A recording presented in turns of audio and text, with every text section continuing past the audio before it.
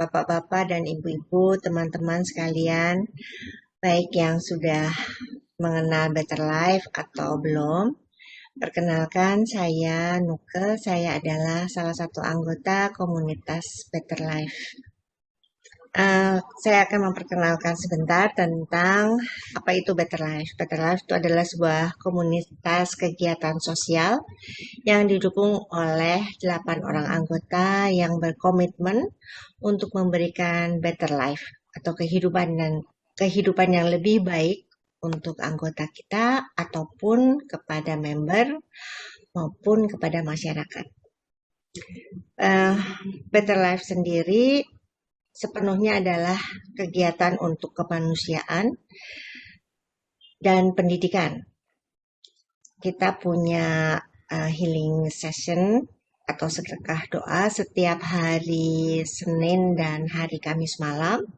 Kemudian ada Jumat stress release, collective healing seperti hari ini yang biasanya kemudian kita mohonkan untuk mendapat atau minta seperti pembicara kita hari ini yang luar biasa yaitu Pak Andri Wongso.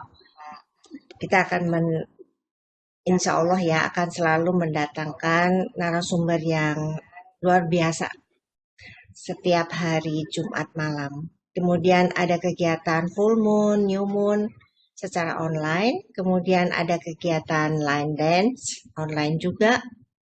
Dan kegiatan menyanyi online juga. Kemudian kita juga punya e-magazine. Dan kita punya mental health telehealing. Untuk membantu siapapun yang menginginkan atau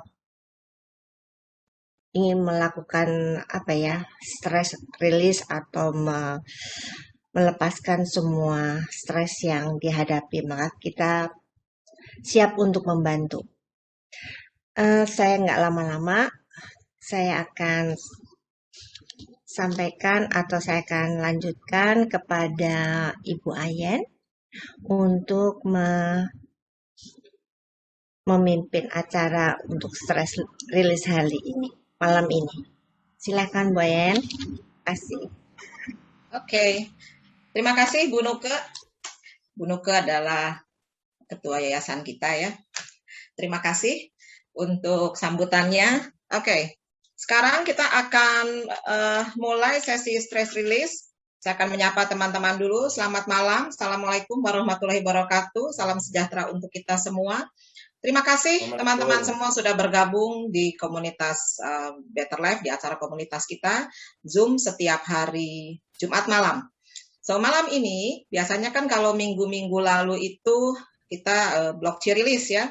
Tetapi untuk hari ini, karena sesinya Pak Andri Wongso ini keren banget dan supaya waktunya lebih bebas, maka kita tadi sepakat para pengurus bahwa kita hari ini akan menggunakan metode sinus tapping ya.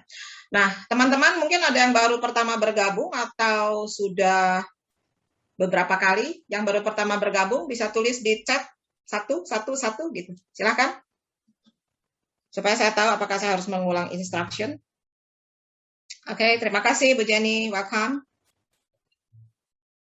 Wah, Bu Jenny dari Pematang Siantar. Selamat datang. Ada Bu Natali. Welcome.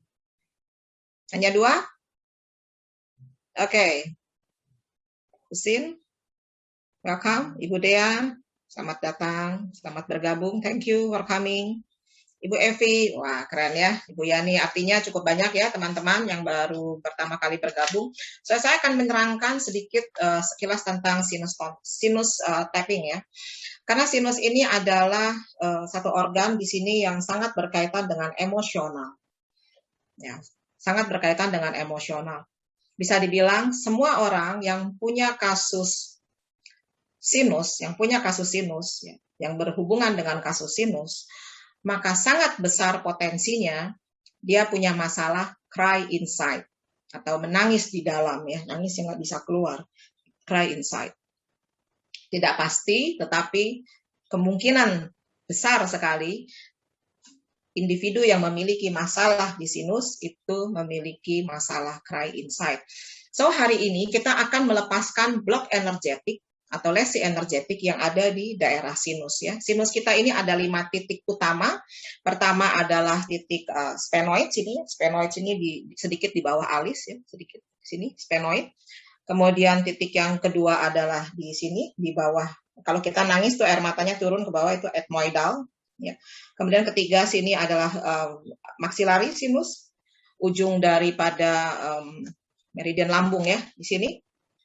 Kemudian keempat sini adalah frontal sinus, dan kelima adalah temporal sinus. Temporal sinus dekat ke sini ya, tulang mata sini. Oke, so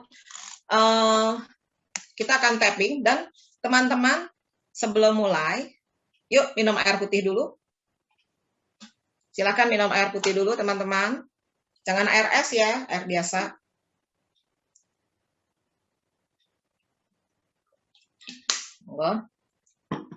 Setelah teman-teman minum air putih, silahkan teman-teman memberikan penilaian, terutama area wajah, kenyamanan area wajah, dan kenyamanan teman-teman melihat. Jadi kenyamanan penglihatan, kenyamanan area wajah, kenyamanan bernafas. Perhatikan berapa level kenyamanan di ketiga area itu ya. Area nafas, hidung, area mata, area wajah secara keseluruhan. Silahkan, teman-teman boleh pilih salah satu area saja yang dinilai, di noticing ya, perhatikan, atau boleh ketiga-tiganya. Silahkan dan dicatat. Oke, dapat semua kenyamanannya ya. Bukan masalahnya, jadi level kenyamanan. Jadi dari 1 sampai 10 berapa skalanya? 10 nyaman banget, mata terang, benderang ya, wajah enak, napas bebas sekali. Sementara 1 tuh yang udah ngap-ngapan gitu ya. Kalau mungkin 4 itu wajahnya kayaknya capek banget, itu rasanya kok kayak kenceng banget kayak. Ya, silakan. Penilaian jangan patokan skala dari saya, tapi patokan masing-masing ya. Oke? Good. Yuk, kemudian niatkan apa yang akan kita lakukan sekarang adalah untuk membuat dengan setiap ketukan yang kita lakukan, niatkan dengan setiap ketukan yang kita lakukan di wajah kita, di area sinus kita, maka secara emosional kita menjadi baik, secara mental lebih baik, secara fisikal lebih baik, bahkan secara spiritual juga kita lebih baik, karena flow energi kita di area sinus lebih baik. Ya, jadi kita membebaskan lesi atau hambatan energetik yang ada di daerah sinus. Oke, yuk kita mulai ya. Bismillah. Kita mulai dengan ibu jari. Saya pulang ke sini ya, ibu jari. Untuk teman-teman yang pakai kacamata, untuk mungkin sebentar dilepas dulu kacamatanya. Ketuk perlahan-lahan di area sini ya, sphenoid sinus. Ketuk perlahan-lahan, pelan-pelan aja ya Bapak Ibu ya, nggak usah kencang-kencang ya. Ketuk perlahan-lahan. Ambil nafas, buang. Ambil nafas dari hidung, buang. Niatkan dengan setiap ketukan ini, saya lepaskan semua beban emosional yang ada dalam diri saya.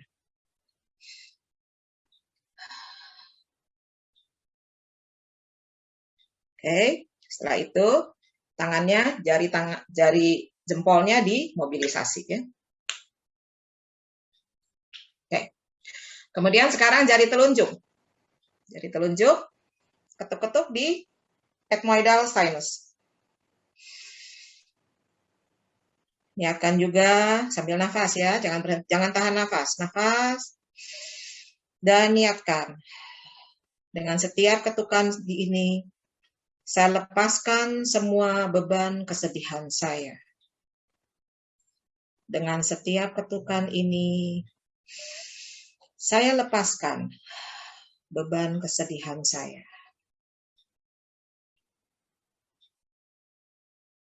Ya, kemudian mobilisasi lagi jari telunjuknya. Ada yang bunyi, ada yang enggak apa-apa ya. Jangan dipaksa ya sampai bunyi. Dan jari telunjuk ini terkait dengan pergelangan tangan. Jadi kalau tidak rasanya nggak enak, boleh diputar-putar dulu, kemudian dimobilisasi. Ya. Jari ketiga, ethmoidal. Maxillary sinus. Sini. Ketuk-ketuk.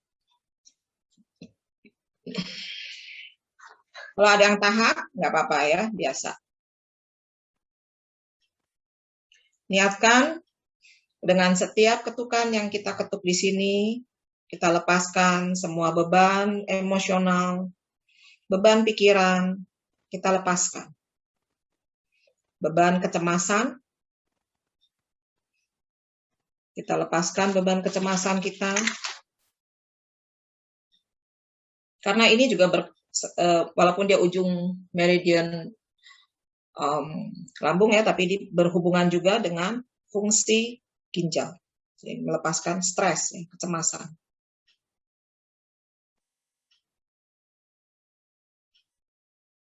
Berhubungan juga dengan melatonin, thymus faktor di sini.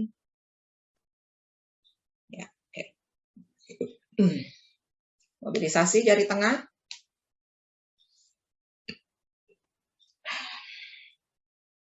Oke, keempat. Frontal sinus.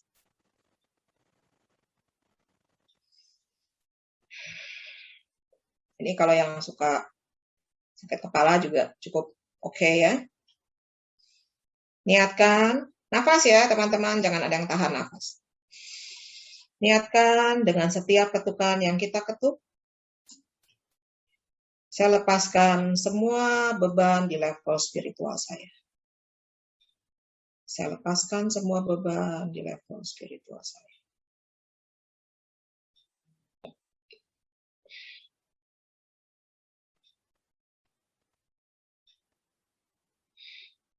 Saya lepaskan semua hambatan energetik yang menghambat kemajuan saya.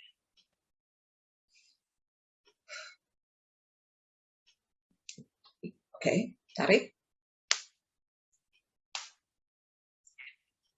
Terakhir, kelima, temporal sinus.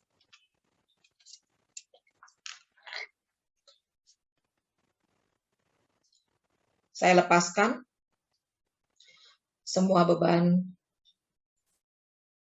blok chi saya. Saya lepaskan semua hambatan blok chi saya.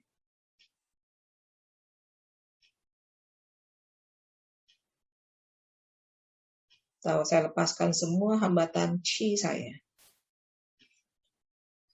Sehingga saya menjadi kembali fitrah. Kembali berdaya.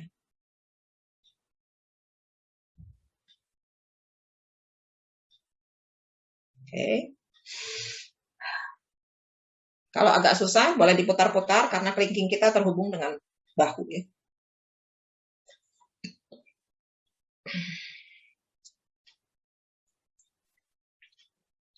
Ada satu lagi, tapi mungkin saya nggak bisa kelihatan di depan kamera ya.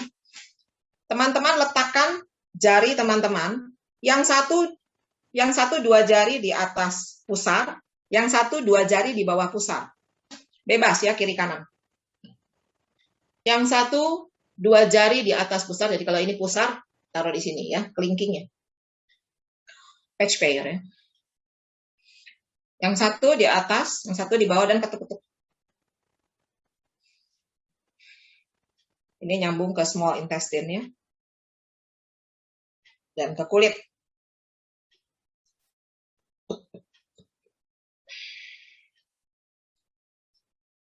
Kalau yang perutnya agak tebal, mungkin agak pung gitu ya.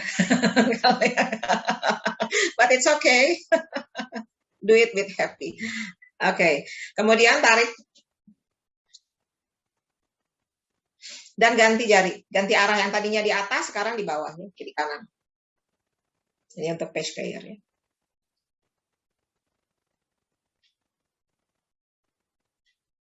Oke. Mungkin kalau kita offline, kita bisa coba yang sinus and tonsil ya. Ini sinus tonsil sebenarnya sangat ampuh untuk yang punya masalah ngorok. Oke, good. Clear. Tarik napas. Kemudian ini tarik-tarik. Lihat kiri, kanan, rasakan setelah ditarik lebih nyaman atau tidak.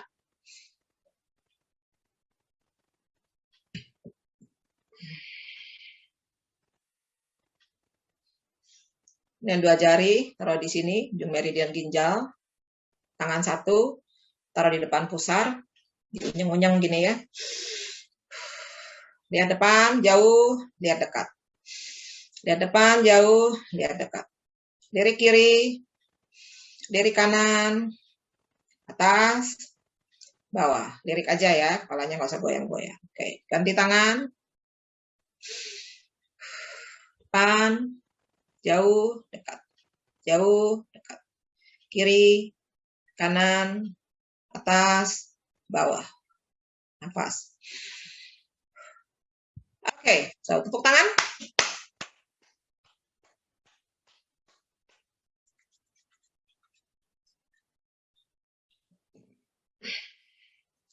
Bilang sama diri sendiri, sebut nama masing-masing. Ayen, thank you, I love you, I love you.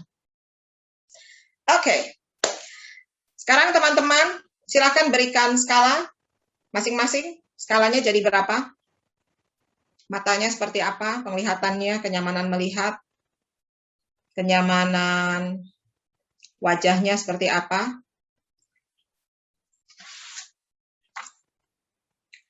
Apakah ada lebih nyaman? Atau Budian dari 5 ke, ya oke, thank you. Ya, teman-teman ini boleh dilakukan sebelum teman-teman membaca ya, kan kadang-kadang kita pengen baca tapi lagi sering masanya di rumah. Baca, lihat dari laptop atau dari tab, lakukan ya. Oke, thank you masukannya teman-teman semua. Terima kasih sudah bergabung di sesi pertama kita untuk collective healing bersama. Selanjutnya saya serahkan pada Pak Tanto untuk melanjutkan ke sesi kedua. Monggo Pak Tanto. Thank you teman-teman semua. Love you all. Baik, terima kasih Yayen untuk sesi collective healing-nya pada malam hari ini. Baik, teman-teman, selanjutnya kita masuk ke sesi kedua ya. Pada malam hari ini kita Better Life kedatangan narasumber yang super luar biasa, Bapak Andri Wongso. Oke, sebelumnya kita lihat video ini dulu ya, saya putar dulu ya.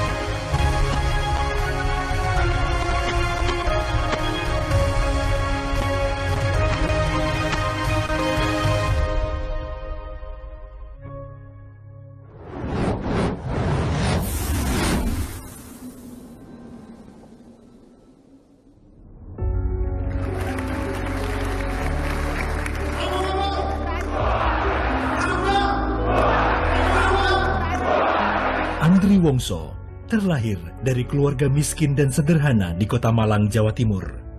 Begitu banyak lika-liku kehidupan yang harus diperjuangkan.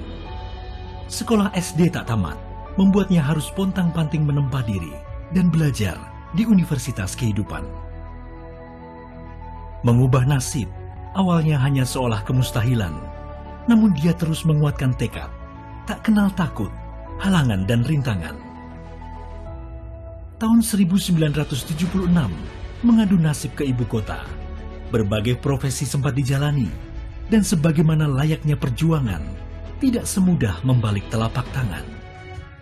Tahun 1980, berbekal ilmu kungfu, dia melanjutkan perjuangan dengan menjadi guru kungfu, menciptakan perguruan Hap Kundo. Dengan modal kungfu jugalah, ia berani mewujudkan impian menjadi bintang film laga di perusahaan Hong Kong dengan lokasi syuting di Taiwan. Sepulang dari Taiwan, tawaran menjadi foto model sempat dilakoninya. Namun, jiwa wirausaha memanggilnya. Dan pada tahun 1985, lahirlah Harvest, merek kartu ucapan kata-kata mutiara dan motivasi yang dikenal seantero Nusantara. Begitu panjang dan berliku-likunya proses yang sudah dilewati, dari hidup menderita sampai sukses di hari ini, melahirkan filosofi, success is my right, sukses adalah hak saya, sukses bukan milik orang-orang tertentu, sukses milik Anda, milik saya, dan milik siapa saja yang menyadari, menginginkan, dan memperjuangkan dengan sepenuh hati. Baginya, sukses tidak mungkin diraih seorang diri. Suksesnya didapat karena dukungan terbesar dari keluarga, terutama istri tercinta, Ariyanti Leni Sarjana Hukum, beserta 3 buah hati mereka, Vicky, Fendi, dan Valdi, serta orang-orang yang berperan lainnya. Kini, saat kesuksesannya mampu mengilhami keberhasilan orang lain, ia terus bertekad menyebarkan motivasi, inspirasi, dan nilai-nilai wisdom melalui seminar motivasi, siaran radio, buku-buku motivasi, CD inspiratif, website, sosial media, hingga beragam sarana lainnya. Selain memotivasi dan menginspirasi, pada tahun 2015, ia juga mampu menciptakan senam AWS3 dengan gerakan yang sederhana, namun sangat efektif dan berdaya guna bagi segala umur. Senam AWS3 merupakan terapi khusus untuk pencegahan dan penyembuhan sakit di seputar lutut dan saraf kejepit, serta memelihara kesehatan fisik yang prima. Dia berharap dengan senam ini kita akan sehat, terus semangat, dan rutin melakukannya, berakhir dengan bahagia. Satu-satunya di dunia menjadikan senam AWS3 cepat menyebar ke berbagai komunitas, bermanfaat untuk kesehatan nasional dan mendunia. Seiring perkembangan teknologi yang begitu cepat, dia merambah dunia bisnis berbasis teknologi dengan mendirikan perusahaan Kompro yang bergerak di bidang pengembangan aplikasi mobile. Dengan segala sarana yang tersaji, ia berharap akan lebih banyak orang yang terbangkitkan dan terbakar semangatnya. Mari kita bersiap menjadi manusia Indonesia yang unggul, berkualitas, serta mampu memberikan manfaat dan sumbangsih bagi bangsa dan negara. Semoga Tuhan Yang Maha Esa selalu memberikan kekuatan dan tekad bagi kita semua untuk berjuang menjadi insan yang luar biasa. Marilah kita sambut sang pembelajar, Andri Wongso.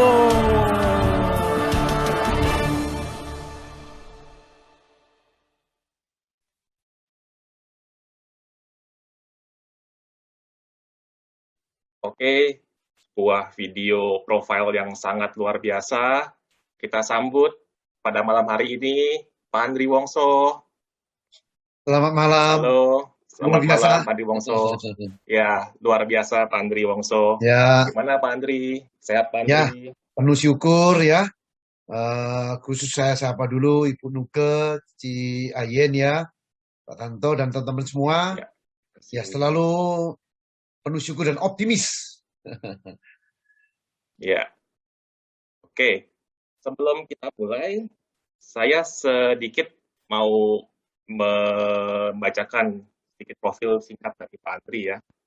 Jadi Pak Andri ini memiliki moto hidupnya, success is my right. Sukses milik saya, milik Anda, dan milik siapa saja yang benar-benar menyadari, menginginkan, dan memperjuangkannya dengan sepenuh hati.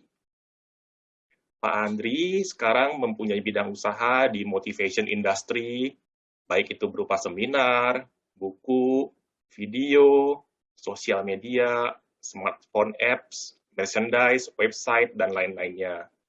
Pengalaman Pak Andri sudah tidak perlu diragukan lagi. Pak Andri sebagai pembicara atau motivator untuk berbagai universitas, BUMN, organisasi, lembaga, tim olahraga nasional dan swasta. Juga menjadi pembicara atau motivator untuk WNI, termasuk buruh, migran, dan pelajar Indonesia yang di Tiongkok, Taiwan, Beijing, Xiamen, Hong Kong, Jepang, Singapura, dan Malaysia. Dan yang terakhir, yang penemuannya, Pak Andri, yang sangat luar biasa adalah senam AWS 3. Senam sehat, semangat, senang ya, Pak Andri ya. Senam untuk pencegahan dan penyembuhan sakit di seputar persendian lutut, pencegahan osteoporosis, dan pengapuran tulang, serta memelihara kesehatan fisik yang prima. Pak Andri ada di sosial medianya juga banyak, ada di Instagram, Facebook, Twitter, TikTok pun juga ada sekarang, sudah merambah ke sana gitu ya. Oke, demikian profil singkat dari Pak Andri.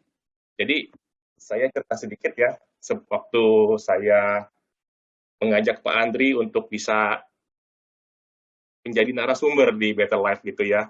Saya sebenarnya kenal Pak Andri itu sudah lama ya, dari saya masih kuliah, jadi udah mungkin 21-22 tahun yang lalu lah kira-kira seperti itu. Jadi Pak Andri itu saat itu juga jadi pembicara ya, dan di sana di wihara-wihara juga gitu ya. Nah, kemudian Pak Andri juga aktif juga menjadi narasumber di radio swasta gitu. Saya biasa kalau kerja tuh ya, saya di mobil pagi-pagi sebelum saya masuk kantor, saya di mobil dulu, saya dengerin di radio dulu motivasinya, kata-katanya dari Pak Andri, seperti itu, gitu ya. Nah, kemudian dari situ saya tahu Pak Andri, nah kemudian sampai terakhir saya bertemu lagi dengan penemuan yang luar biasa. Jadi saya ikut di komunitas senamnya Pak Andri. Ya, sinarnya. Komunitas senam AWS 3 yang dinamakan gitu ya. Jadi senamnya ini kita kenal bisa gini, senam anti stroke gitu. Ya, seperti itu. Gerakannya sangat sederhana, sangat mudah untuk diikutin, tapi hasilnya dan pengaruhnya sangat luar biasa. Oke, begitu perkenalan saya dengan Pak Andri. Oke, tanpa berlama-lama kita masuk ya untuk Pak Andri dapat memberikan sesi motivasi pada malam hari ini dengan judul The Power of Optimism. Oke, silakan Pak Andri. Ya, kita sambil ini aja nanti santai-santai. Pak Tanto bisa tanya jawab dan nanti teman-teman yang lain juga bisa ya. Siap, saya kupas sedikit dulu ya. Jadi The Power of Optimism. Pengertian ini sangat-sangat penting dan banyak sekali orang-orang tidak menyadari bahwa kata-kata optimis itu sesuatu yang pasti bagi siapa saja yang mau maju, yang mau sehat, ya, yang mau sukses. Butuh pengertian tentang optimisme. Banyak sekali di antara teman-teman kita di Indonesia ini khususnya. Nggak penting pesimis, optimis, positif, negatif. Nasib ya seperti ini. Padahal menurut pengertian saya yang sudah saya lewati, melewati proses kehidupan miskin, kurang sekolah, menghadapi kesulitan, halangan, kemiskinan, kemelaratan, dan berbagai macam ujian hidup. Saya sangat merasakan itu. Bahwa manusia jika tidak memiliki optimisme, hidup akan sia-sia. Contoh seperti tadi, Ci Ayen udah sharing pengertian tentang penyembuhan ya. Pegang tangan sambil meyakini rileks, ringan, hilang penyakit. Itu juga suatu optimisme. Optimisme yang dipraktekkan dan diyakini akan punya kekuatan. Optimisme ini bagi siapa saja di dunia ini. Jika tidak memiliki pengertian tentang optimisme, hidup pasti akan tidak punya mutu. Lebih-lebih seperti sekarang ini, menghadapi COVID-19. Sangat dibutuhkan. Entah itu kelembagaan, entah itu presiden, entah itu tim medis, entah itu kita aparat, entah itu kita pribadi. Sangat butuh. Maka di dalam proses kehidupan saya sangat merasakan positif, negatif, itu pilihan. Optimis, pesimis, itu pilihan. Dan kebiasaan. Kalau kita tidak menyadari adanya kekuatan optimisme bisa merubah kehidupan, merubah sakit tidak sembuh, melarat bisa sukses, tidak punya kualitas pengertian, berat. Sering saya mengatakan, sukses dimulai dari cara berpikir dan sikap mental. Sikap mental dan cara berpikir sangat dibutuhkan. Siapa yang maju, siapa yang sukses di dunia ini, entah itu negara, entah itu perusahaan, entah itu perorangan, semua dipengaruhi oleh cara berpikir dan sikap mental. Maka kekuatan optimisme ini harus dimiliki. Makin kita tertekan, makin kita menghadapi cobaan, makin memunculkan kualitas optimisme tadi. Ini gambar tadi ya. Sukses dimulai dari sikap mental dan cara berpikir. Kalau cara berpikirnya negatif, mental negatif, mental pesimis, sulit akan mengalami kemajuan. Ada 4 tipe sikap mental yang selalu saya sharingkan. Karena ini adalah satu prinsip atau sifat hidup, ya, sikap hidup yang harus dimiliki oleh kita semua. Ada 4 sikap optimis dan pesimis. Orang pertama, orang yang pesimis dan pasif. Kalau satu orang mental pesimis, pasif, tidak mungkin sukses. Kualitas hidupnya pasti rendah. Dan tidak mungkin bisa berhasil. Orang pesimis dan pasif ini banyak sekali di dunia ini. Banyak sekali. Jadi apa-apapun yang ada di tangan dia, apa-apa yang bisa sukses, apa-apa dijalankan orang sukses, di tangan orang pesimis terbalik. Orang pesimis, pasif, banyak banget. Malangnya, orang pesimis, orang positif, orang pasif ini, doanya kuat. Doa kuat, jika mental pesimis, sikapnya pasif, tidak akan ada perubahan apa. Orang kedua pesimis, tapi aktif. Ya, nunggu deh. Nunggu nanti setelah COVID-19 di Jakarta, kalau udah tinggal 100 orang yang kena per hari, saya baru aktif. Kalau sekarang nanti dulu. Pesimis. Tapi aktif-aktifan. Kerjaan. Asal kerja. Tapi doa kuat. Minta. Pengemis. Itu namanya pengemis spiritual. Memohon, meminta. Lah kalau cuma mohon dan minta, semua juga bisa. Tidak akan bisa merubah apapun. Pengemis spiritual. Doa, minta. Tapi terbeban oleh mental di sini, lihat hidup pesimis. Lihat hidup pasif. Minta, memohon. Kuat banget. Buat saya, orang seperti ini tidak tahu adanya kekuatan yang sebenarnya.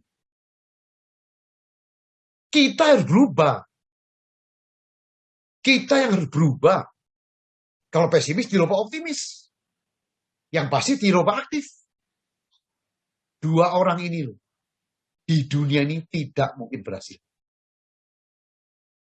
Orang ketiga, orang yang optimis.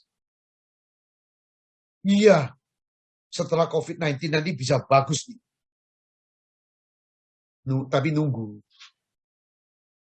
Nunggu dulu. Yang satu pesimis, tapi aktifan. Yang satu lagi ini optimis, yakin, tapi nanti tunggu punya tunggu, nggak jadi. Maka pasif. Doa kuat, minta terus. Pengemis. Pesimis aktif, optimis pasif, tiga-tiga di dunia itu. Paling banyak di dunia ini 3 orang. Dan tidak ada satupun penemu-penemu besar, pengusaha-pengusaha besar, orang-orang besar, tokoh-tokoh besar yang ada dalam 3 orang ini. Tidak ada. Maka larinya pelarian minta. Lewat doa minta. Bisa nggak? Nggak bisa. Yang dirubah harus mentalnya. Optimisme diganti. Maka saya cocok dengan ajaran Islam yang bilang Allah tidak akan bisa merubah. Allah tidak akan merubah nasib satu kaum jika kaum itu tidak merubah diri sendiri. Kata-kata yang mengandung kekuatan. Tuhan, Allah, tidak akan merubah nasib satu kaum jika kaum itu tidak merubah dirinya sendiri. Artinya apa? Nah, Tuhan yang nggak merubah. Nah, kalau Tuhan nggak rubah, kita tidak rubah, tidak dirubah oleh Tuhan. Jadi dikasih hak, dikasih tanggung jawab untuk merubah dirinya sendiri. Pesimis jadi optimis, pasif jadi aktif, mentalnya positif. Jadi 3 orang ini tidak mungkin berhasil. Maka yang terbaik adalah orang yang keempat. Orang yang selalu optimis dan aktif. Gak usah doa pun sukses. Kenapa? Di dalam optimis itulah doa. Di dalam aktif itulah doa. Doa dalam tindakan. Tidak sekedar diucapkan. Boleh nggak? Boleh melengkap. Doa melengkapi optimisme aktif. Jadi setiap hari itu rasa syukur kita ini dilampiaskan melalui sikap mental yang optimis. Lihat ke depan tuh berpengharapan positif. Seperti tadi Ci Ayan ngajarkan, itu juga berpengharapan. Berpengharapan positif, bisa sehat, bisa sembuh. Itu kalau kadar di mental pesimis, nggak ada artinya. Kadar mental nggak cukup. Tidak ada artinya, tidak akan berubah. Self-healing itu penting sekali, keyakinan. Bisa sembuh. Seperti yang kita jalankan di dalam senam AWS 3. Itu terkandung sikap mental lewat senam, meyakini saya sehat, saya kuat, saya sembuh.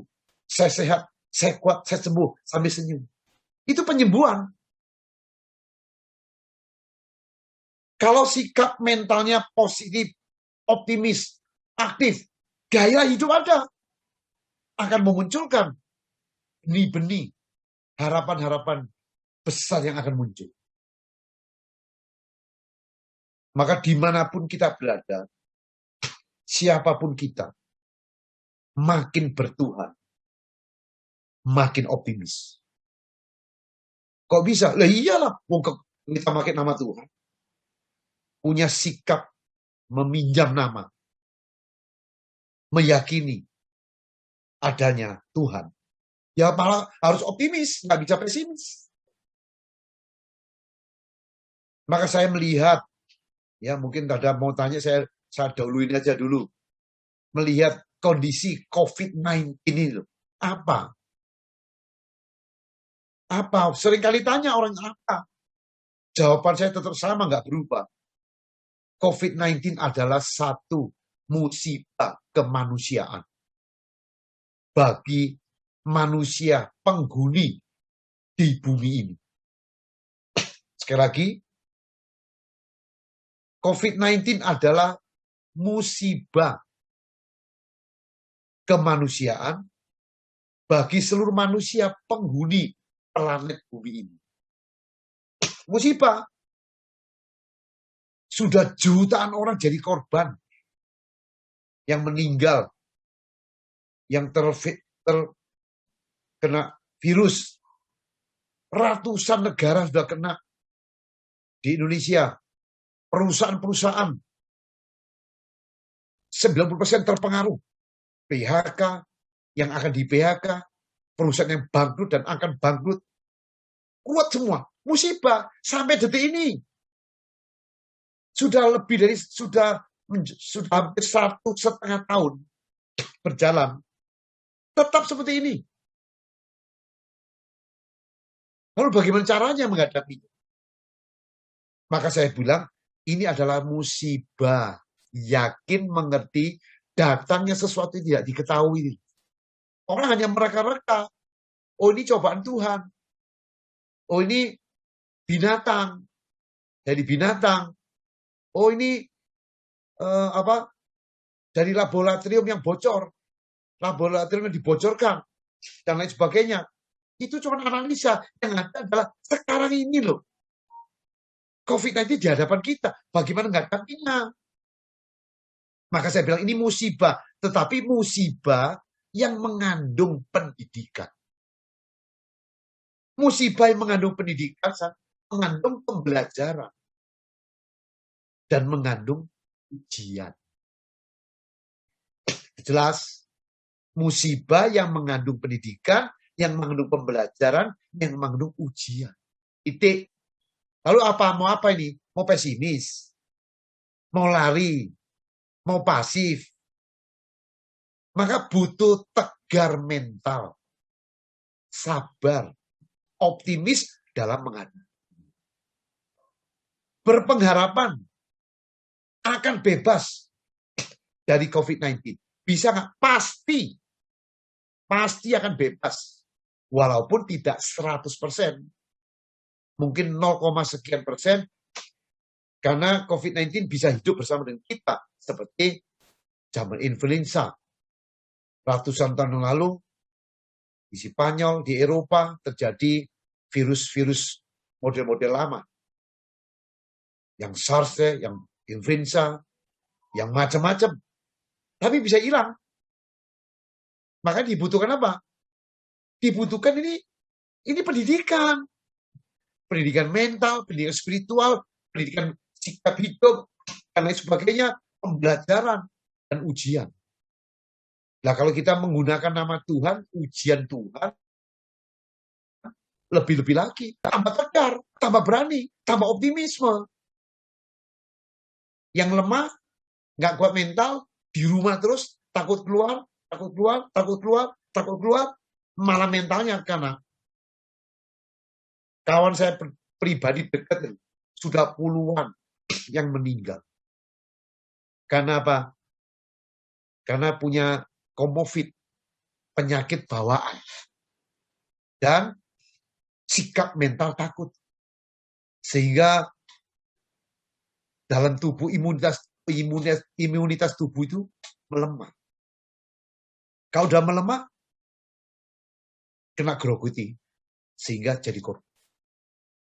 Justru kalau kita tahu ini adalah satu pendidikan, ini pembelajaran, ini ujian, optimis, tegar menghadapi ujian ini. Tapi berat, Pak. Ya berat. Bosan. Menderita namanya ujian. Di dalam kehidupan kita ini Anggap aja kita hidup sampai 75 tahun.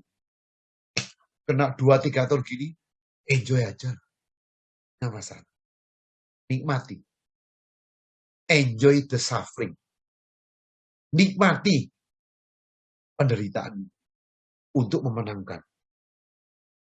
Maka dengan kondisi seperti ini, kita lihat presiden, jajarannya, para tim medis, aparat, kita semua. Tinggal jalani aja kok. Nah itu berpengharapan supaya Indonesia makin turun kena COVID-nya dan mampu diatasi, yang sembuh makin banyak, yang meninggal kurang, yang kena virus juga berkurang. Butuh perjuangan. Bikin vaksin, yang divaksin. Dari kondisi gini banyak nggak mau vaksin. Karena nggak yakin. Tidak optimis bahwa ini akan beres. Maka betapa pentingnya cara mikir kita optimisme seperti ini. Dengan kita COVID-19 sebagai satu musibah, tapi pendidikan, di rumah kita bisa work from home dan bisa bercengkraman, berhappy ria dengan keluarga. Punya waktu untuk baca buku lagi saya. Dan meningkatkan mental kesetiakawan sosial bahwa banyak sekali saudara kita yang menderita. Kita bantu, kita dukung. Maka ini kesempatan berbuat kebaikan supaya bisa kumpul, supaya bisa mengerti bahwa begitu banyak orang menderita di luar kita. Nah kalau kita nggak kaya mental, miskin mental, nggak akan jadi, akan sulit kita bisa menghadapi kondisi sekarang ini. Maka dengan mengerti optimisme aktif, power of optimism, beda. Tegar, semangat terus, dan happy menghadapi pembelajar seperti ini. Maka sehingga kondisi seperti sekarang ini, tentu saya juga berharap buat teman-teman. Buang semua sikap pesimisme. Buang sikap-sikap negatif. Ganti mensyukuri adanya saya masih sehat. Saya masih hidup. Saya bertanggung jawab atas kehidupan. Saya membantu orang-orang lain supaya hidup tidak terbeban. Kaya raya gini, bukan kan duitnya banyak, tapi kaya mental, kaya spiritual. Sehingga kalau kaya mental, kaya spiritual, fisiknya itu bagus, imunitas tubuh kuat. Maka betapa pentingnya kekuatan pikiran, kekuatan optimisme. Di dunia ini, semua penemuan, termasuk penemuan HP, dari mana bisa muncul? Kalau nggak berpengharapan. Berpengharapan. Saya juga berpengharapan. Dengan adanya banyaknya divaksin, berpengharapan dengan sudah lamanya kondisi COVID seperti ini, semua udah tubuhnya kuat, bahkan udah kenal, sudah kebal, akan ada hari esok yang indah. Tapi bagi yang frustasi, depresi, tiap hari menderita. Setelah lewat pun bingung mau masuk kemana, udah tanggung kebiasaan seperti ini.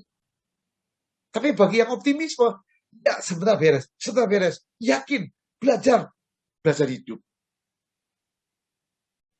Albert Einstein pernah mengatakan dalam bahasa Inggris, in the middle of difficulty lies opportunity. Di tengah-tengah kesulitan terdapat sama. Maka kondisi ini kita anggap sebagai itu kesempatan belajar. Tidak ada belajar yang enggak ada. Ujian sekolah, mau SMP, SMA, ataupun mau kuliah, sarjana, melewati ujian. Itu adalah bagian. Dan Albert ini, poster ini mengatakan uncertainty is part of reality. Ketidakpastian adalah bagian daripada kehidupan. Tidak ada di gelombang COVID ini, inilah ketidakpastian.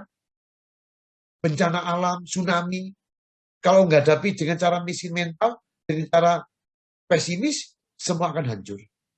Maka siapkan dalam kondisi sekarang ini, mensyukuri adanya, masih ada hari esok, dan masih ada visi dan mental yang bagus untuk dihadapi. Dengan sikap seperti itu, akan beda.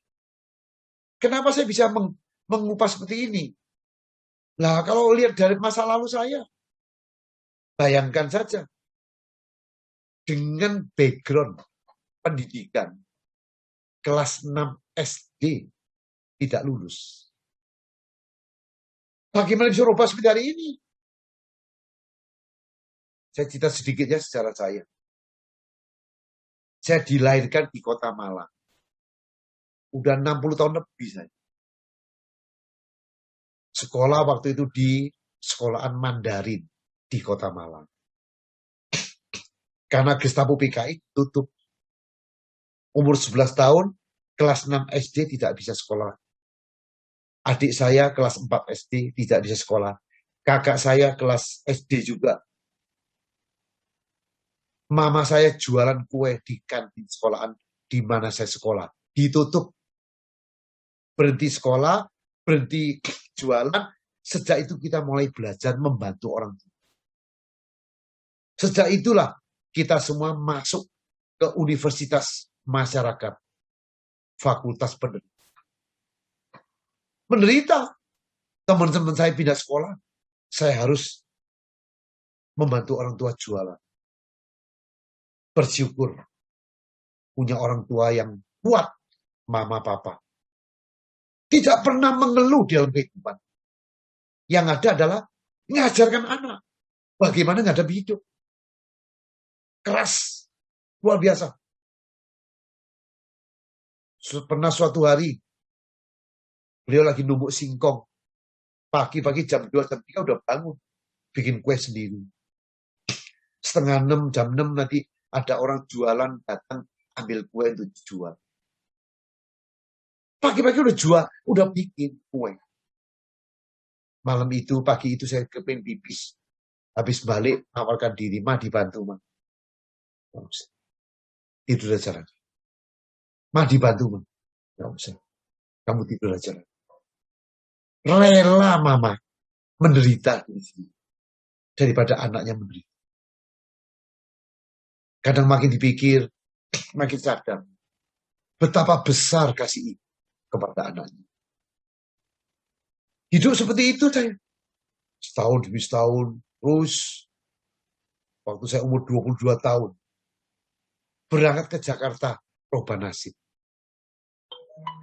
Roba nasib, naik bis malam, butuh waktu 22 jam dari kota Malang ke Jakarta. Mama ngantar saya ke atas bis. Ngasih kopi 1 botol, ini kopi dalam perjalanan mobil bis. Ini makanan kecil. Ini 2 baju, mama jahit sendiri.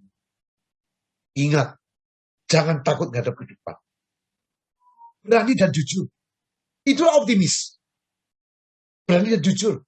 Nangis terus mama. Mungkin beliau mikir, anakku paling ganteng udah mau berangkat ke Jakarta. Saya mau nangis pun tahan. Mau nangis pun ditahan.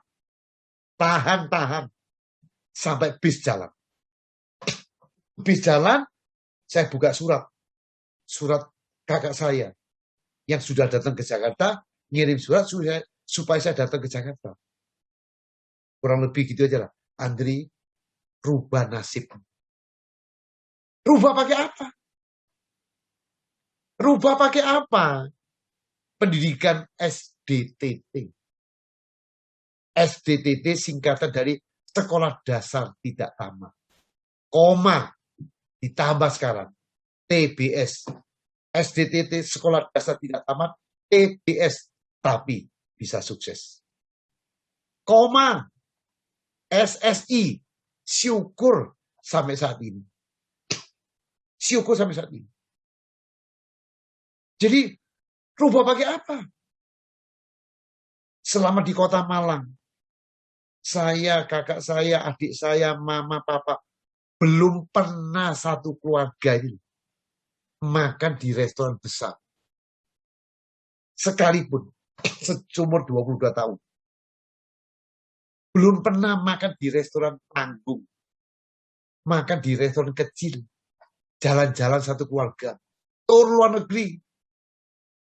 Tur dalam negeri. Tur dalam kota. Tidak pernah. Ulang tahun. Nyanyi-nyanyi happy birthday. Happy birthday. Mana ada happy birthday, happy birthday? Mana ada kue-kue potong kuenya? Yang ada ulang tahun saya dapat 2 telur merah. Masih dipotong 1. 1 kasih adik saya, 1 kasih kakak saya. 1 telur ulang tahun. Nikmat luar biasa. Maka itu background kehidupan saya. Seumur 22 tahun belum pernah menikmati makan. Nah kalau anak saya sekarang ya beda. Sejak saya punya anak, dibandingkan anak saya dengan saya, jauh bumi dan langit. Saya mengerti pendidikan penting. Saya bukan orang bodoh yang tidak mampu sekolah. Tapi orang pintar yang tidak mampu, yang orang tua tidak mampu nyekolah anaknya. Saya punya uang, dan saya punya pengertian bahwa anak-anaknya harus dididik pendidikan yang bagus. Minimal ke luar negeri kalau mampu. Syukur anak pertama saya sudah kirim ke Singapura, S1 di Singapura, SMI. Ya, di Indonesia sejak kecil udah masuk ke international school. Begitu lulus yang pertama kirim lagi S1 sekolah di China, Daxue. Kirim lagi ke Amerika, ambil S2. Umur 23 lulus S2. Yang kedua lulusan Curtin University. Yang ketiga lulusan Amerika. Saya tetap bilang dengan mereka, kamu boleh lulusan luar negeri, tapi tetap pulang Indonesia. Bangun Indonesia. Saya juga kasih tahu mereka, kamu masih muda. Optimis.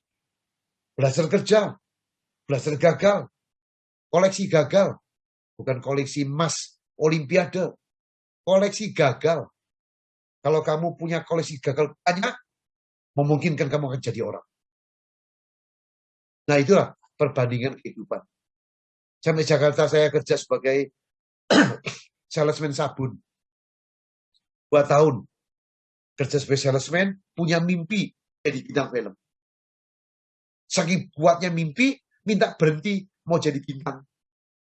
Berhenti kerja, jadi bintang. Nggak taunya sudah sebulan, 2 bulan, 3 bulan, mundur kerja bukan jadi bintang film. Bintang 7, pusing kepala, gagal total. Kerja lagi dalam kerjaan yang baru ini, toko alat-alat listrik. Saya tidak bisa masuk ke dalam toko, hanya di luar toko jualan, melayani orang-orang beli kabel-kabel. Disitulah mulai banyak orang tahu. Waktu itu saya masih muda, badannya bagus, mukanya happy terus, gampang tersenyum, menarik orang. Tahu saya bisa kungfu, bukalah perguruan kungfu. Nggak taunya dari sana uang iuran dikasih mereka, dapatnya lebih gede daripada saya kerja sebagai pelayan toko. Maka muncul pikiran, saya mau jadi bintang film. Gagal di Indonesia, mimpinya jadi bintang film Hong Kong. Dengan optimis, bisa. Akhirnya saya minta izin ke bos untuk berhenti.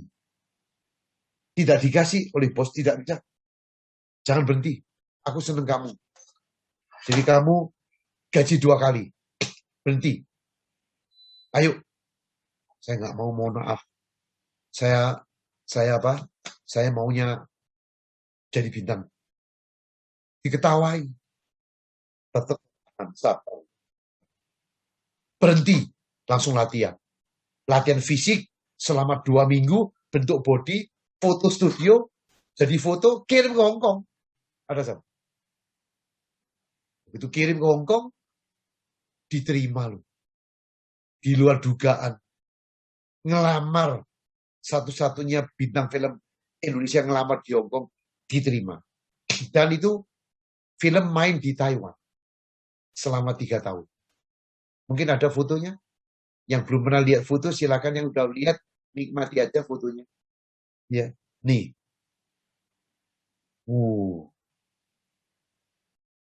Foto kedua.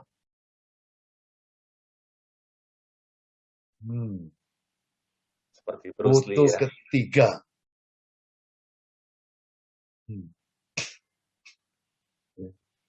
Jadi habis kontrak 3 tahun pulang Indonesia, mulai pacaran sama mantan pacar saya, dan kita mulai usaha kartu ucapan dengan merek Harvest. Tanpa modal kecil, motor trail, berjuang. Dalam waktu singkat saya jadi miliar. Kartu ucapan, kata-kata motivasi, merek Harvest. Oleh mantan pacar saya waktu itu, Leni, sarjana hukum. Tidak terasa, udah lewat. Tak tahu udah lebih dari 30 tahun lebih. Maka dari sini muncullah filosofi. Success is my right. Sukses bukan milik orang-orang tertentu. Ada sukses milik Anda, milik saya, dan milik siapa saja yang benar-benar menyadari, menginginkan, dan memperjuangkan. Is my right. Hak saya. Sukses bukan milik orang-orang tertentu. Milik Anda, milik saya, dan milik siapa saja yang sadar, yang mau, dan berjuang. Intinya gampang banget. Ada? Klik tolong. Kok lama? Dari sinilah kata-kata motivasi ini melanda seluruh anak-anak muda zaman 10 tahun lalu kali, 20 tahun lalu sampai sekarang. Bayangkan. Jadi manusia ini, kita gak usah takut akan masa depan. Yang takut adalah kita ini tidak punya optimisme. Success is my right. Sukses adalah hak saya. Kepanjangannya? Ada kepanjangannya? Sukses adalah hak saya. Sukses bukan milik orang-orang tertentu. Sukses bukan milik Anda, milik saya, dan milik siapa saja yang benar-benar memilih dan benar-benar menyadari, menginginkan, dan memperjuangkan dengan sepenuh hati. Jadi butuh sadar, ingin dan berjuang, dan sadar bahwa hak kita. Tapi kalau kita bilang, itu bukan saya kemudaan, ketuaan, saya tidak seperti dia, biar aja dia hobi lah, salah. Jangan kena mitos-mitos yang sesat. Inilah dibutuhkan optimisme. Hidup ada gelap, ada terang. Sementara COVID agak gelap, ya nggak apa-apa. Tapi mentalnya harus terang. Sama seperti kita hujan gede, nggak ada hujannya selama seminggu, nggak ada. Hujan sebentar, turun. Paling deras ya 5-6 jam, turun, balik lagi. Maka dari proses kehidupan saya muncul seperti ini. Saya sadar bahwa setiap manusia itu diberikan kekuatan oleh Tuhan. Tinggal bagaimana kita mengembangkan diri dengan sadar.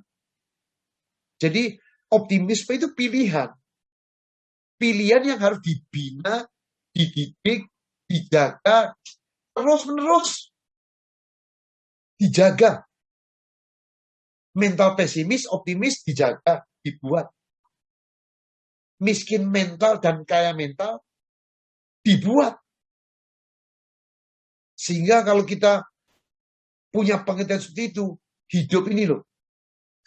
Waduh, hidup ini nikmat. Karena saya nikmatnya, syukuri. Syukuri kehidupan ini. Ya. Maka saya kembali kalau ke COVID, saya yakin akan beres. Pasti beres. Tidak mungkin segini lagi. Tahun depan gini lagi. Tahun depan nggak ada. Nah kalau seluruh anak bangsa kita semua punya motivasi seperti itu, kuat imunnya, bisa mematikan itu. Inilah butuh keyakinan.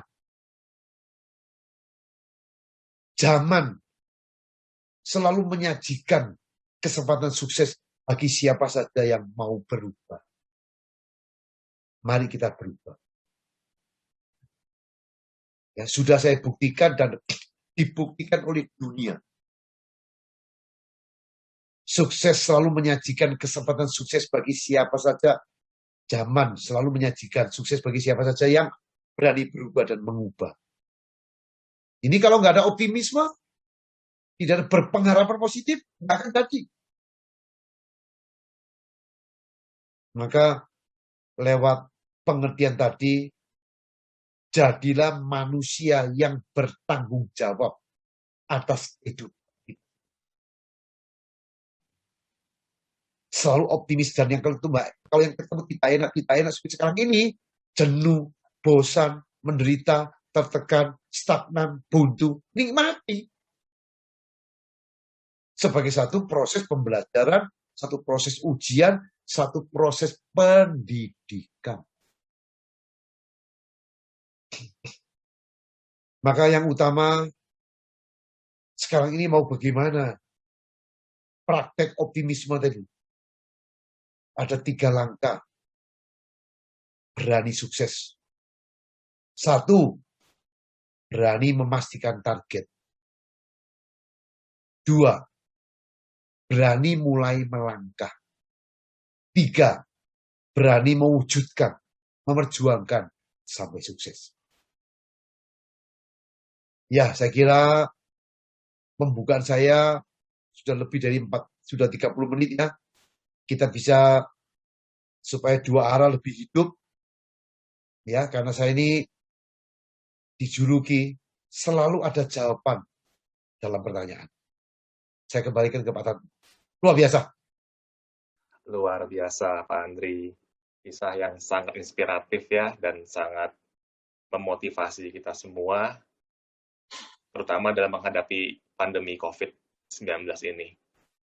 Baik teman-teman, kalau mungkin ada dari teman-teman yang mau bertanya, bisa raise hand ya nanti ya. Jadi nanti saya akan buka Q&A-nya giliran dari teman-teman yang akan raise hand ya, seperti itu ya. Silakan. Oke, baik Pak Andri. Pak Andri, Ya. Saya mau tanya nih Pak Andri. Di pandemi COVID-19 ini semua kan juga nggak dimenduga-duga gitu ya. Nah, Ya. Pandemi COVID-19 ini dampaknya bagaimana sih gitu terhadap kehidupan Pak Andri sendiri gitu?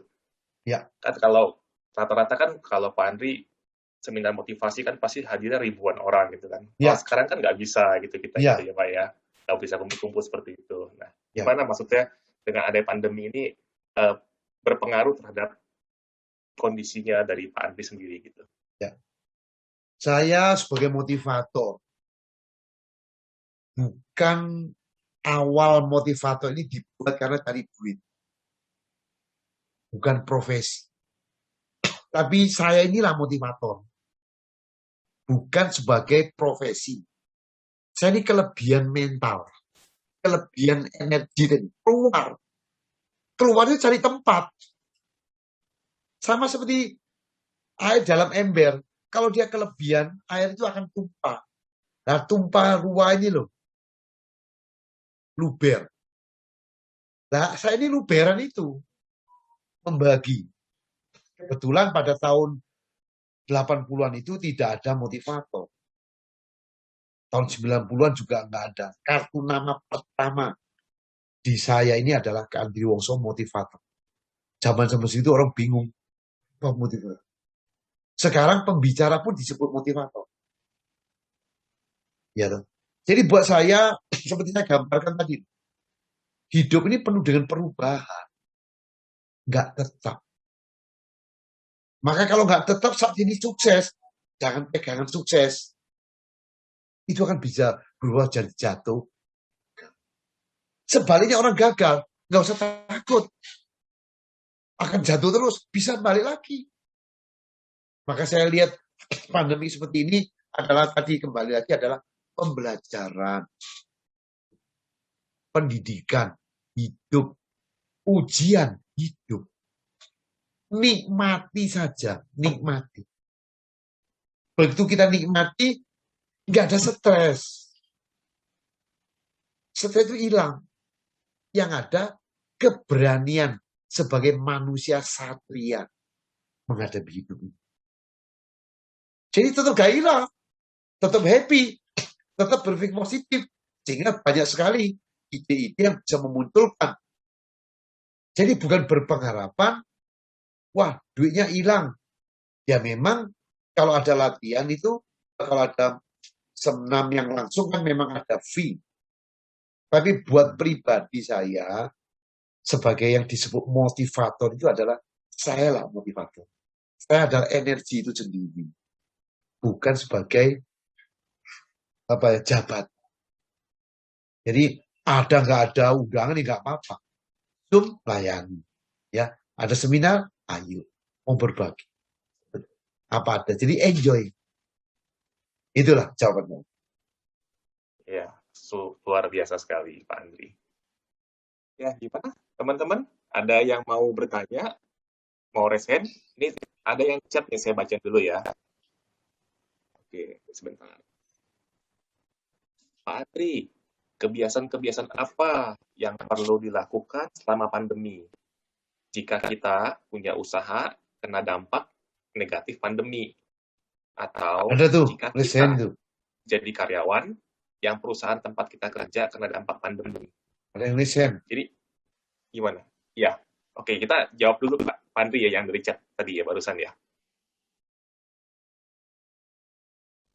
Iya ya. Nanti selanjutnya baru Pak Tauku Sulfikar ya. Ya, pertanyaan apa, sorry? Tadi hilang suaranya. Ya, Pak Andri, dari Ibu Suryani ya, Pak Andri, kebiasaan-kebiasaan apa yang perlu dilakukan selama pandemi ini? Jika kita punya usaha kena dampak negatif dari pandemi ini, atau jika kita jadi karyawan yang perusahaannya tuh tempat kita kerja itu kena dampak pandemi gitu. Ya. Ini adalah satu musibah kan, saya bilang. Suatu keadaan yang tidak nyaman dan tidak enak. Yang pasti membawa penderitaan, kerugian. Tetapi kalau bisa karena orang kan berbeda, tetap mensyukuri bahwa kita ini punya kesehatan. Kalau saya dikasih orang, mau nggak dikasih uang 10 miliar, tapi Anda dalam keadaan kondisi COVID yang parah. Orang nggak mau uang. Maunya sehat. Ya, jadi sekarang yang diutamakan adalah syukuri masih punya kesehatan. Kalau kita bilang mundur, keuangan seret, semua 90 lebih, 95% itu penderita semua. Perusahaan gede, perusahaan kecil, hotel, ya pariwisata, hancur semua. Hanya beberapa kegiatan yang untung. Beberapa kegiatan, makanan, ada yang bagus, yang tetap eksis. Ada yang tutup total, rugi. Restoran, baru kontrak 2 tahun, baru dikontrak, baru jalan, tutup. Karena nggak ada yang jual, nggak ada yang beli, sepi, udah kontrak, udah bayar. Banyak banget. Maka sabar, tahan, berusaha cari lagi di tempat lain. Banyak sekali.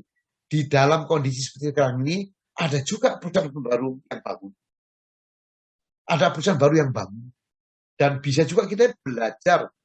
Ini jutaan orang belajar belajar berwirausaha lewat online. Belajar. Sehingga di dalam kondisi seperti ini nggak ada cara kecuali syukur dan optimis menghadapi penderitaan ini. Dengan kondisi seperti itu memungkinkan. Nah, kalau Anda sekarang masih kerja, jadi karyawan terbaik. memberi yang terbaik untuk perusahaan. Kalau kita work from home, di rumah kerja yang benar, yang baik, jaga, ikuti. Karena layanan-layanan dari perusahaan, kita belum kena PHK, jaga.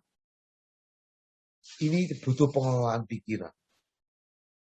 Dengan sikap masih mensyukuri kita nggak jadi korban corona. Itu udah kekayaan. Kedua, bertahan dalam kondisi seperti itu. Gitu Pak Tanto ya. Ya, terima kasih Pak Andri jawabannya. Oke, baik.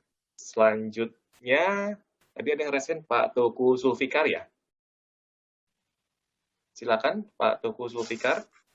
Ya, selamat malam Pak Andre Wongso, Malam. Yayan, dan teman-teman Better Lab. Suatu kehormatan saya bisa bertanya langsung kepada Pak Andre Wongso. Jadi kesempatan ini nggak mau saya sia-siakan nih Pak. Ya. Oke Pak, pertanyaan saya simpel. Mungkin secara karir saya sama Pak Andre Wongso berbeda. Tapi ada satu hal Pak yang sama antara saya dan Bapak. Kita sama-sama sebagai seorang kepala rumah tangga nih Pak ya. Nah Pak, sebagai seorang kepala rumah tangga, saya ingin nanya tentang masalah keluarga aja Pak. Apa yang Bapak berikan kepada keluarga di saat kita sebagai kepala rumah tangga harus keluar untuk mencari nafkah di luar, tapi pihak keluarga ataupun pasangan kita memiliki rasa takut atau selalu berhati-hati lah, atau selalu sedikit ada ketakutan jika kita beraktivitas di luar. Itu yang pertama. Terus apa motivasi yang Bapak lakukan terhadap mungkin ada di antara anak-anak Bapak yang kondisinya di tengah pandemi ini mengalami sedikit ekonomi yang sangat-sangat berubah gitu Pak. Paling itu aja Pak, 2 pertanyaan dari saya. Sekali lagi terima kasih Pak. Pak. Tadi mengenai istri supaya tadi soal takut tadi itu. Maksudnya istri nggak ada rasa takut kita keluar gitu maksudnya? Ada rasa Pak, ada rasa di tengah kondisi PPKM yang angka yang positif semakin tinggi, ada sedikit ketakutan. Tapi mau nggak mau kan kita sebagai kepala rumah tangga harus mencari sesuatu yang bisa kita bawa pulang ke rumah. Siap, terima kasih Pak Andre, terima kasih. Baik. Ya, ini maka kondisi konflik musibah ini ruwet, bulat. Banyak sekali teman-teman seperti Pak Tengku ini kan harus keluar. Terpaksa harus keluar. Sikap mental harus keluar itu kadang-kadang membuatkan ibu jadi kuat. Kenapa? Berani menghadapi itu. Kondisi jadi kuat. Itu mental loh. Beda dengan yang ketakutan di rumah, nggak berani keluar, keluar ke kebun. Itu berat juga. Gampang kena. Ini kita buktikan aja. Di jalan raya itu jutaan udah. Motor, mobil, ratusan ribu tiap jam itu. Juga nggak apa-apa. Kalau istri ada perasaan takut, itu namanya istri sehat. Istri sehat karena ada kebimbangan memikirkan suami kita di luar. Maka dengan kekuatan doa juga pengaruh. Kalau tadi awal-awal saya cerita tentang doa, mental di sini lemas, di sini negatif, doa minta lancar hidup, yang nggak bisa menyangkut di sini. Kalau ini beda, suami saya keluar, saya doa minta kekuatan supaya dilancarkan, dikasih kesehatan baik yang di luar maupun di dalam. Ini kata-kata mengandung kekuatan, memengaruhi. Lalu yang kerja, saya demi keluarga, takutnya hilang, ganti imunitas tubuh jadi kuat. Itu. Maka seringkali komunikasi dengan istri menguatkan mereka anak dan istri bahwa ini satu tugas, tenang, bagus, beres, kuat, sembuh, nggak akan terpengaruh. Ini ucapan ini pengaruh sekali dalam mental, memengaruhi seluruh tubuh. Ya, ingat tadi ya, self healing tadi, penyembuhan untuk diri sendiri itu optimisme. Dan kalau yang kedua pertanyaan bagaimana anak-anak anak saya umpama dalam kondisi pandemik. Saya selalu bilang pada anak-anak, kita ini bisa hidup ini loh. Tidak kena COVID ini. Bagus sudah itu syukur yang penting banget. Kalau kita nggak bersyukuri kondisi itu tadi, buat apa sekarang ada duit uang 10 miliar? Saya kasih uang semua. Ini Pak Teguh ini 10 miliar untuk Anda, tapi sekeluarga kena COVID, mau nggak? Itu aja. Nggak akan mau. Enggak. Sehat aja saya. Itu syukur. Sehat. Maka dalam kondisi sekarang ini, cintai keadaan yang ada di rumah, cintai pekerjaan. Yakini. Maka untuk meyakini bukan buta. Yakin saya nggak sakit. Nggak usah masker-maskeran. Bahaya. Itu kebodohan. Coba begitu banyak yang kena akhirnya bubar. Kenapa? Tanggung. Ini penyakit nggak tahu di mana. Tetap aja jalankan prokes secara ketat. Maka sebagai anak, sebagai kepala keluarga, begitu di luar harus jeli, bukan hanya sekedar yakin loh. Jeli terhadap apa yang dikerjakan di luar. Masker minimal 1 dan 2, pakai 2. Kurangi pegang-pegangan tangan, jarak jauh, ya. Cuci tangan pakai sabun dan air. Lalu kurangi perkerumunan tadi, dan itu minimal prokes ini dijalankan. Dengan kekuatan keyakinan, ditambah doa, lalu kita jaga prokes, lalu kita kuatkan di rumah, membuat istri di rumah juga akan tenang. Habis pulang, ingat pertama, ganti baju, mandi dulu, yang bersih. Karena kita ada anak kecil. Kita keluar di mana pun nggak tahu. Bila lupa semprotan dulu, kita semprot dulu. Ya, baru tunggu, baru masuk. Ini dijaga. Bukan keyakinan buta. Oh nggak apa-apa, saya ada doa. Oh nggak ada kaitannya. Ini penyakit ini. Penyakit ada di mana-mana. Kita lihat contohnya macam-macam. Yang tiap hari meninggal nih, macam-macam. Ada yang tadi sehat, ada yang kemarin begini, macam-macam yang kena. Kita maksimal menjaga prokes dengan kuat, dan saya selalu kasih tahu anak-anak, ini loh hidup ini berubah. Nikmati penderitaan. Apa itu? Ketidakenakan ini penderitaan. Apa udah jalani. Dari dulu benar menderita. Jalani. Nah kayak gini ya biasa aja. Cuman masalahnya agak lama. Kalau kita mundur, nggak sendiri mundur, semua bareng-bareng mundur. Semua mundur, tenang aja, nikmati, enjoy. Nah itu kekuatan spiritual tadi membuat imunitas akan memengaruhi keluarga, akan hilang. Penyakit malah hilang. Ya, jadi keyakinan kayak tidak kena, ditambah, dijaga prokesnya sempurna. Ya, Pak Teguh, luar biasa. Anda jadi kepala rumah tangga yang luar biasa. Siap, terima kasih Pak Andri. Ya, gimana Pak Teguh cukup menjawab ya jawaban dari Pak Andri. Sangat luar biasa ya. Oke. Jadi gini ya Pak Andri ya. Jadi kalau tadi saya dengar dari kesimpulan tadi, bagaimanapun dalam pandemi ini kita juga nggak boleh terlalu takut ngukung diri, kita nggak ngapa-ngapain gitu ya, tapi bukan berarti juga kita bebas gitu, kita juga tetap harus bijak gitu ya, maksudnya dalam menghadapi pandemi ini juga tetap prokes tuh tetap harus ada gitu ya, seperti itu ya. Ya. Karena banyak sekali orang yang tidak percaya, dia yakin boleh buat dirimu aja, jangan keluar-keluar. Ya. Kan banyak juga yang jadi korban tuh. Orang keluar-keluar jadi korban. Maka kalau keluar-keluar itu hak orang untuk nggak percaya. Saya nggak percaya, wow ngapain lu? Bodoh semua gini, nggak boleh. Kalau nggak percaya diem aja. Tapi kalau di kala ramai pertemuan ditegur polisi nggak boleh ngelawan. Kenapa? Ini pemerintah.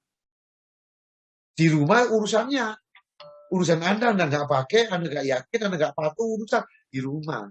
Kalau di luar berpengaruh, sama juga kita sekolah. Sekolah pakai seragam, saya pakai kaos saja, kenapa sih? Memang nggak boleh. Yang penting kan sekolah, yang penting belajar. Ya nggak bisa, tata kerama. Karena udah dihitung dengan ketat.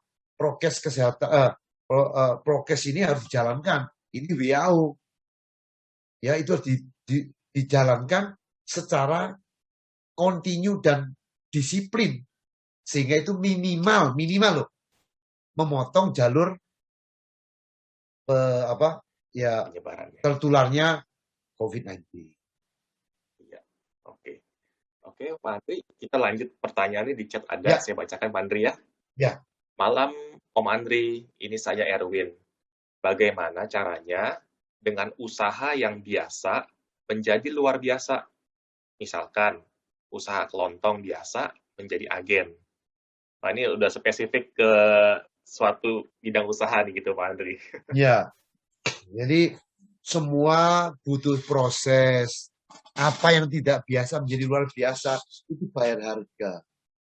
Jual kelontong harus beda, itu biasa. Karena kelontong nggak bisa untung banyak, standar, mau garam, mau gula, mau beras, mau mie, ya dan lain sebagainya, kelontong loh ya, nggak bisa besar-besaran. Yang besar yang ada adalah besarnya banyaknya pelanggan.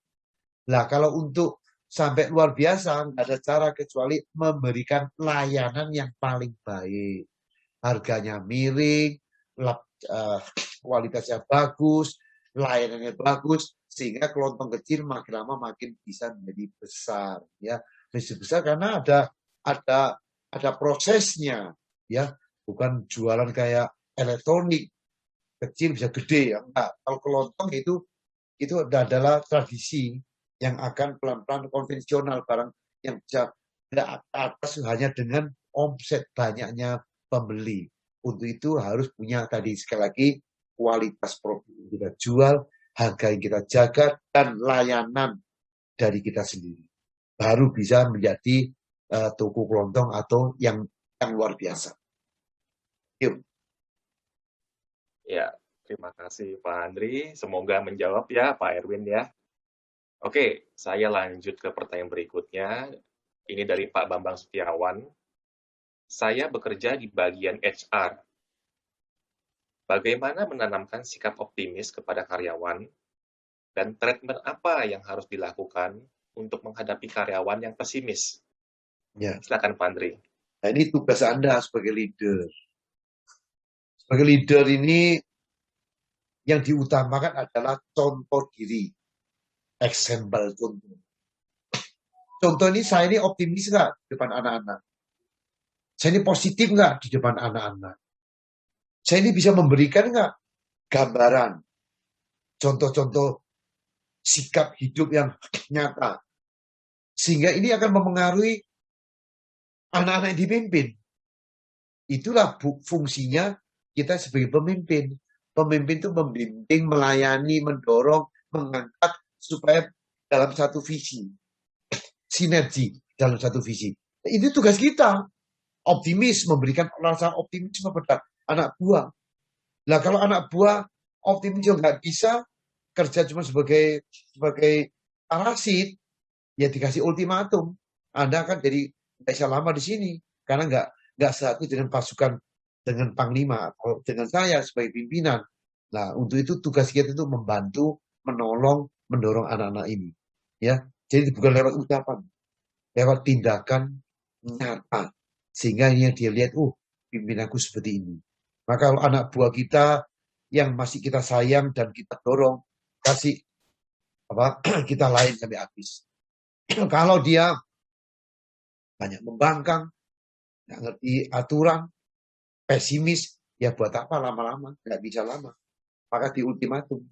Nah, sebelum di ultimatum, dirangkul, dilayani. Sebelum dilayani, kita lah yang melayani diri sendiri. Jadikan contoh. Sehingga orang akan tahu, wih, pimpinan saya mantap, tentu yang baik. Ini saya bisa nurut. Karena kekuatan. Ya, itu jawaban saya. Oke. Luar biasa jawabannya, Pak Ya. Andri. Oke, selanjutnya tadi ada yang resen ya, Ibu Celia ya? Apakah Ibu jadi bertanya, Ibu? Enggak. Maaf. Oh, Enggak. ya, Sudah oke. terjawab tadi ya, makasih. Oke. Kita lanjut ke pertanyaan berikutnya ya. Ini Pak Andri ada satu pertanyaan dari Ibu Novi Andra. Malam Pak Andri, saya mohon izin mau nanya. Profesi saya baru sebagai advokat. Bagaimana strategi Jitu dan cerdas kita memasarkan produk jasa dalam kondisi pandemi sekarang ini? Terima kasih Pak Andri. Ya, jasa advokat ini prosesnya panjang kali lebar. Kasusnya dihadapi juga harusnya kasus panjang kali lebar, ruwet, bulat, besar kalau bisa. Kalau belum ya prosesnya kecil-kecilan. Maka sering membuka diri, sering memberi layanan kepada orang-orang yang butuh bantuan. Karena belum ada nama, itu kalau ada kasus pun tangani dengan baik. Jadi nggak duit sebagai orientasinya, tapi membantu. Pengacara ini membantu melayani klien. Nah, untuk itu harus pintar bergaul, harus punya kualitas, ya.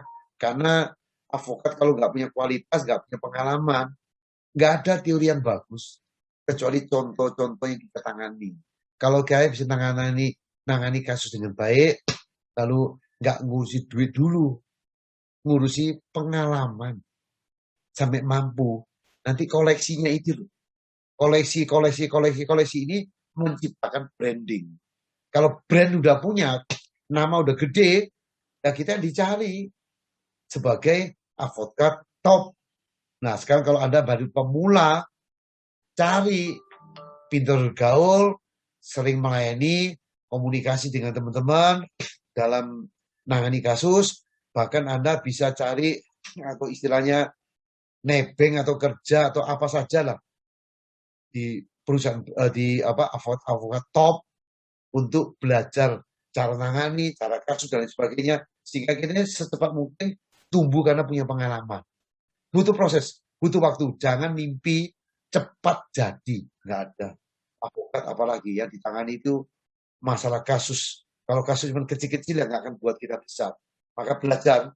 Nah, untuk itu berikan layanan terbaik untuk customer kita. Kalau belum punya customer, ya waktu temu dengan teman-teman, kenalkan saya advokat tahu. Karena pasti akan ketemu itu. Kasus kecil, kasus besar, biasanya itu ada orang butuh bantuan. Kita layani dengan senang hati. Dari 1 poin, 2 orang, 3 orang, 4 orang, lama-lama ketemu yang ruwet, kita menang. Ketemu yang bulat, kita menang. Yang besar, lama-lama jadi. Maka jangan minta cepat-cepat. Semua butuh proses alam. Ya, terima kasih. Ya, luar biasa sekali dari Pak Andri. Mudah-mudahan menjawab pertanyaan dari Ibu Novi, ya. Oke, selanjutnya satu pertanyaan terakhir nih ya, karena waktunya juga sudah mau ke ujung gitu ya. Oke, ini dari Pak Tony Gunawan. Malam Pak Andri, sebagai pembelajar kungfu, apa efek kungfu bagi Bapak? Semangat, motifnya, padahal pertandingan ada menang dan kalah. Berjuang terus gak peduli hasil. Master Kungfu Bruce Lee, filosofinya luar biasa. Master Andri Wongso luar biasa juga. Kedua master ini saya kagumi dan salut. Salam hormat dan salam luar biasa. Ya, pertanyaan yang bagus sekali. Latihan kungfu lah yang merubah hidup saya juga. Kungfu ini satu filosofi badan.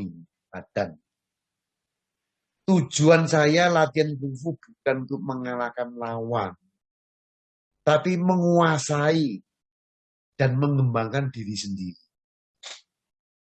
Lebih-lebih tahun 80-an, saya sudah punya pengertian. Tidak ada satu bela diri pun di dunia ini yang bisa mewakili yang terbaik. Nggak ada yang terbaik. Yang ada saat itu baik. Saat ini saya taruh dengan A, menang, terbaik. Saat ini. Besok belum tentu.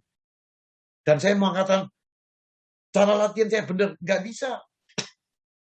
Karena orang lain bisa lebih baik. Maka saya rubah, saya ciptakan satu satu bela diri namanya bela diri Apundo. Satu pembinaan mental dan fisik. Bukan berantem. Karena nggak ada habisnya berantem. Sama seperti MMA. Oh dia kuat, dia menang selama ini. Nah, itu cuma ada karena terikat oleh apa? Oleh yang tidak boleh dipukul. Kemaluan. Jadi kalau sebelum itu, kalau semua masih boleh, ini nggak boleh, itu nggak boleh, itu namanya bukan sejati. Maka pengaruh saya latihan kungfu, satu, disiplin, jiwa satria, superioritas positif mental, ya, menundukkan diri sendiri, kesabaran, keuletan, daya tahan, kemauan, mengalahkan diri sendiri, sehingga itu yang membuat saya tahu sukses, tinggi sukses, nggak usah besok bisa jatuh, sama seperti kungfu, di bawah jatuh, latihan bisa menang, akhirnya muter terus. Jadi yang penting apa? Membina diri. Bagaimana latihan kungfu ini bisa memengaruhi kehidupan, dan itu sudah saya pakai sampai sekarang. Filosofi kungfu mengalahkan diri sendiri. Itu yang paling utama. Ya. Ya, luar biasa sekali Pak Andri. Oh ya, ini saya kenalkan buku yang bagus ini. Ya, silakan Pak Andri. Sebuah buku terbalik kali ya dari sana ya. The Master Key System. Enggak kebalik kok. Benar. Ya. Oke kok, oke. Ini buku ini ditulis oleh konglomerat Amerika. Tepatnya 1912. Mengandung 24 pola pikir. Pola pikir ini. Jadi buku ini saya tahunya waktu saya ke Guangzhou, China, membawa tim bulu tangkis pihak Sudirman. Sampai sana ada iklan buku itu. Buku berumur 100 tahun, 9 tahun yang lalu. Ditulis oleh konglomerat. Bill Gates mencuri baca buku ini. Wah, jadi sukses. Karena waktu muda, Bill Gates lihat. Waduh, dan buku ini 70 tahun tidak boleh beredar. Ya, tulis 1912, tahun berapa nggak boleh, 70 tahun kemudian nggak boleh beredar, baru berapa tahun kemudian begitu beredar, saya beli. Waktu saya beli, saya baca, waduh ngeri. Buku ini ternyata sangat luar biasa, dan begitu saya minta izin kepada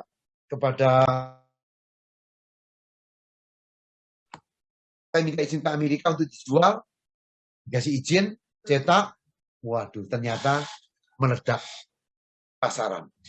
Ini ada, tapi buku ini bukan untuk orang bodoh, hanya untuk orang pintar. Maka buku ini punya 24 pola pikir, sehingga akan mencerdaskan kita bahwa pikiran itu luar biasa. Luar biasa. Silakan ya, saya juga udah nulis, ada 8-9 buku, ya, 9 buku, Anda tinggal buka di Bukalapak atau Tokopedia, ya, kunjungi tokopedia.com/Andri Wongso, nikmati, ya. Mana tahu satu kata itu bisa merubah kehidupan Anda. Ya, itu Pak Tanto. Iya, terima kasih Pak Andri. Jadi teman-teman yang mungkin mau melihat hasil karya dari Pak Andri bisa mengakses seperti yang tadi infokan oleh Pak Andri gitu ya.